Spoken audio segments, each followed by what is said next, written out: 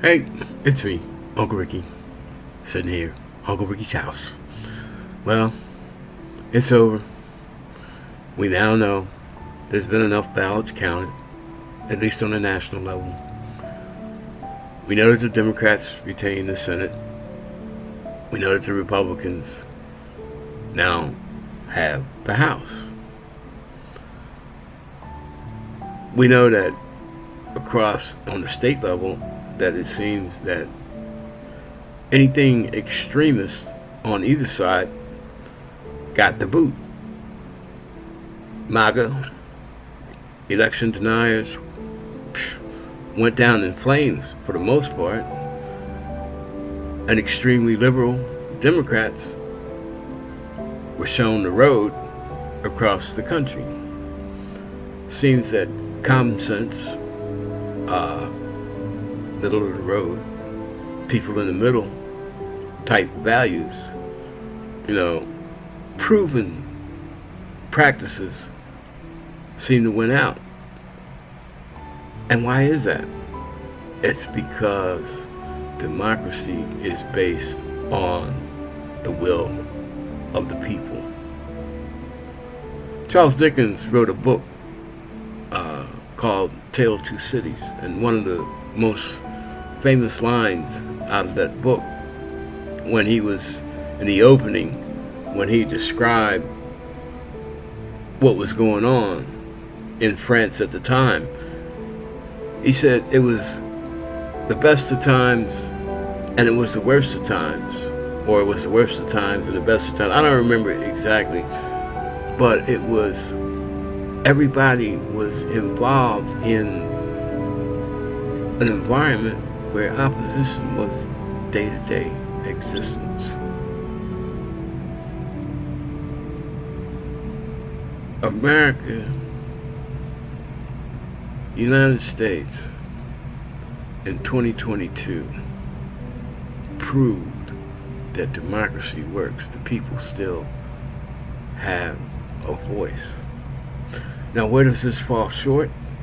Is because once we, the people in the middle, put our elected representatives in power, in leadership positions in the government on the federal and state level, we don't follow through. Or we allow them to circumvent the Constitution, the laws of the land, by putting themselves above the law and dictating to us not things that we want to see, but the bullshit they perpetuate, that they generate to benefit them and the people in their circle around them. Money protects money,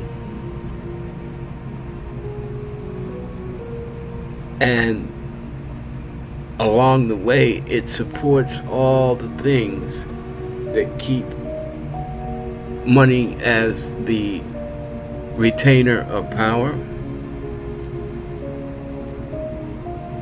People are convinced that money is the number one thing that people should bow down to, that should be respected, and they camouflage that with, exciting racism, exciting misogynism, exciting otherism. In other words, get a few dollars, go with us, and be like us, look like us, pray like us, and you're automatically better than anything else, anybody around you.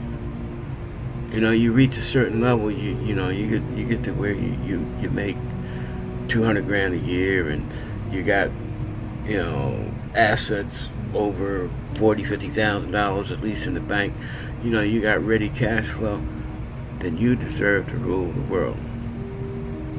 Whereas anybody that's below that level, all you deserve is to work until you fucking die. America said no to this bullshit.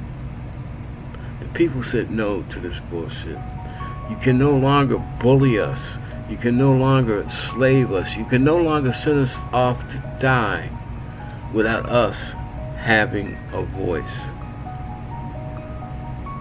America is a multinational nation. We're all Americans, but we come from so many different ethnic backgrounds.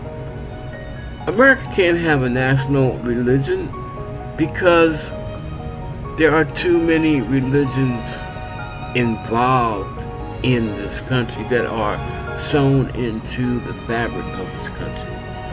Yeah, there's a lot of Christians, but look at the history of Christianity. Look how much Christianity was forced on certain components of the demographics of this nation. Look at how many people are Christian by name. Even these motherfuckers that are pushing Christian nationalism, they don't believe in the basic tenets of the Bible. They only believe in the verses of the Bible to support their bullshit. This election, the 2022 election, has brought all of this to a head. So what does that mean for the future of America? It means the battle is not over.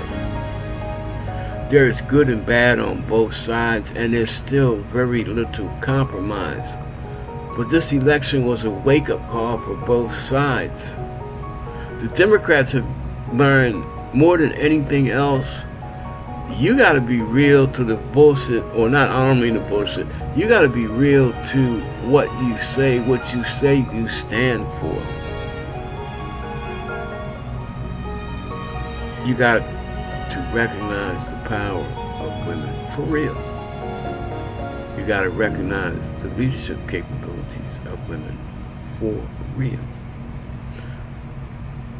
If you're going to be inclusive, you got to recognize the problems that come with every group that comes into the tent, and you have to have a plan to deal with them. Because if you don't deal with them in the tent, you're going to collapse your own tent. Republicans, if you want to be in charge, if you want to run this country, if you want to be successful on the national level ever again, you got to open up. You got to recognize that everything in this country that has an idea, that has a purpose, is not white, male, and rich. Somewhere along the way, you have convinced yourself that you were the true movers and shakers. You were discoverers, that your bullshit philosophy was what made this country. No. People made this country. And even from the very beginning, no matter how people got here or whether they were here at first, everything that made this country go was not white, Christian, and rich. There is a lot of fallacy in the myths that we believe in about, shit like the bootstrap principle. Yeah, people have to be self-sufficient. People have to learn how to be productive, generate from within themselves, not only to boost themselves, but to boost the country around them.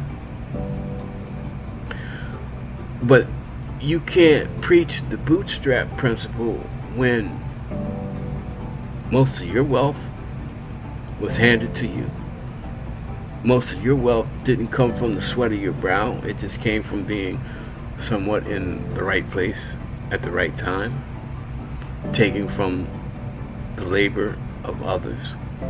If you don't believe me, look at how many people, look at how many families of notoriety today got their wealth from slavery, got their wealth from the exploitation of different ethnic groups throughout American history. The railroad moguls built their fortunes on the backs of Asians and freed blacks and poor white immigrants from Europe.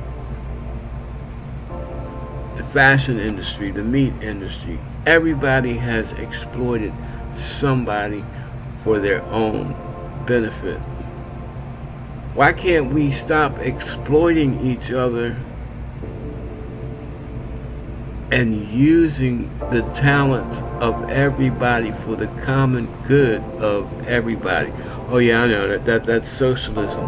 The very motherfuckers that cry about socialism, the Republicans, they benefit more from social programs than the poor, and they need it less. These motherfuckers are millionaires and they're taking PPP loans and not paying them back, or they're taking money from government money that the federal government puts out for SNAP and all kinds of social programs, and they're misdirecting it into shit that supports not the state, but supports individuals in the party. The process, it makes they make life better for themselves instead of making life better for everyone. They haven't gotten past. They're going to ensure that they exist on the best level instead of appreciating the principle that when everybody benefits, it's good for the whole world or for the whole environment. They can't see past that.